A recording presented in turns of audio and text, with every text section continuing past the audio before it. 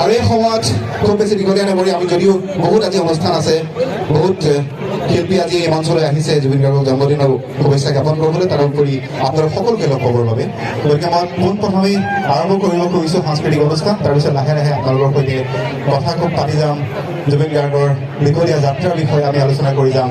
আৰু আজিৰ এই বিশেষ দিনটো কিয় বিশেষ দিন, সেই বিশেষ দিনটো কিয় কাইলৈ বিশেষ দিন হ'ব, সেই সকলোবিলাক তথ্য, সেই সকলোবিলাক খবৰ সময়ে সময়ে আপোনালোকক দি যাম।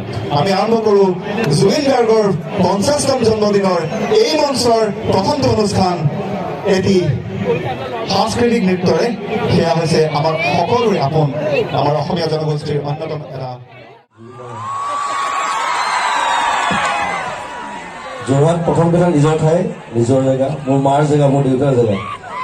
মোৰ দেউতাৰ ঘৰ জাজিক, মাৰ ঘৰ ইয়াত যোৰহাট। চ' মই যোৰহাটৰ ইয়াতে পঢ়া, জেবি কলেজৰ পৰা ওলাই গৈছিলোঁ।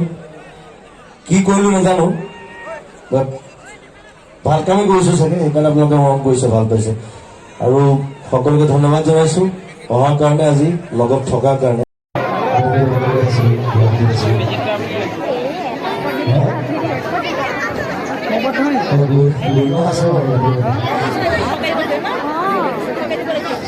আছে আমাৰ শ্ৰমণে গোটেই তুলিছে বাৰবাৰটো আজি আৰু শ্ৰমণতে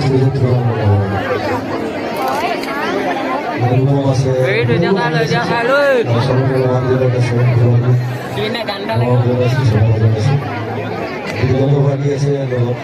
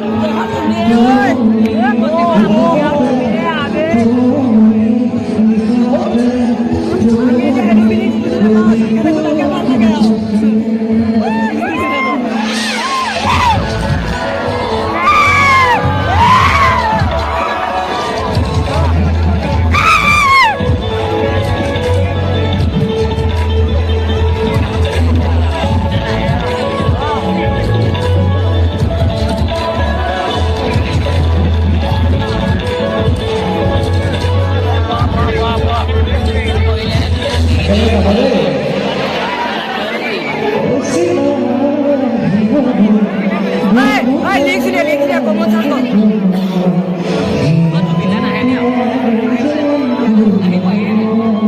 kênh Ghiền Mì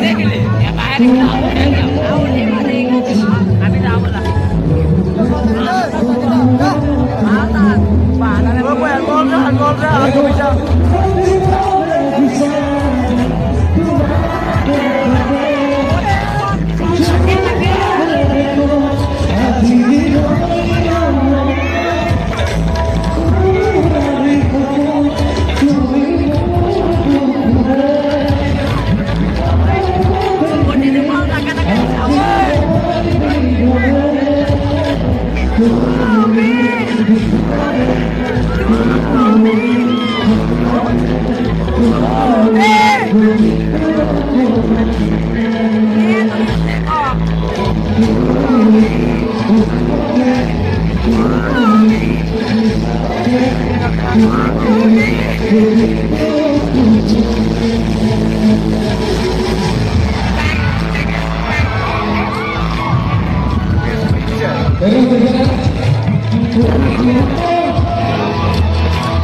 hấp dẫn